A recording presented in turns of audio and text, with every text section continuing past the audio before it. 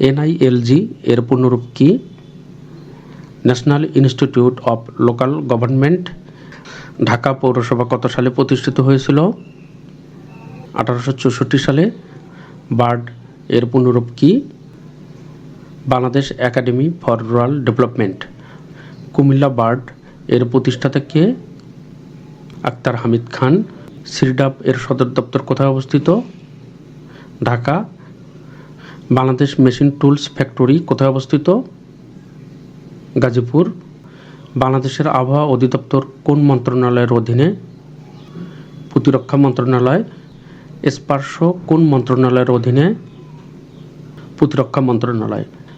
বাংলাদেশে প্রথম মহিলা পুলিশ চালু হয় কবে? 1974 সালে। বাংলাদেশে প্রথম মহিলা পুলিশ 1974 সালে চালু হয়। শহরের রাস্তায় ট্রাফিক লাইট কোন ক্রম অনুসারে জ্বলে? প্রথমে লাল, হলুদ, সবুজ, হলুদ, লাল।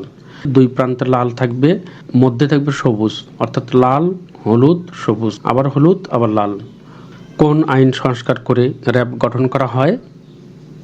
Armed police battalion act 1979।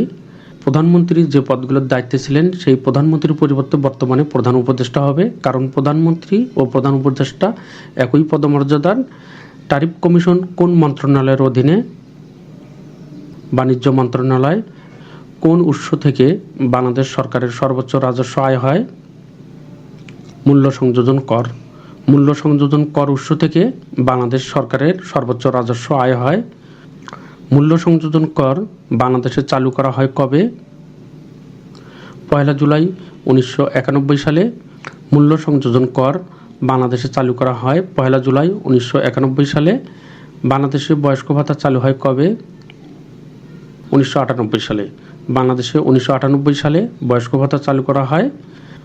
বাংলাদেশের জাতীয় আয় গণনায় অর্থনীতিকে কয়টি খাতে ভাগ করা হয়? 19টি। বাংলাদেশের জাতীয় আয় গণনায় অর্থনীতিকে 19টি খাতে ভাগ করা হয়। অনেক পুরাতন বইয়ে 15টি দেওয়া রয়েছে, আপডেট তথ্য 19টি। বাংলাদেশ প্রথম আদমশুমারি অনুষ্ঠিত হয় কবে? 1974 সালে। বাংলাদেশে প্রথম আদমশুমারি অনুষ্ঠিত হয় 1974 সালে। পরবর্তীতে গুরুত্বপূর্ণ ভিডিও এবং পোস্টগুলো দেখার জন্য আপনারা যারা নতুন তাদেরকে ম্যাথ বাংলা জিকে ইউটিউব চ্যানেলটি সাবস্ক্রাইব করার অনুরোধ করছি।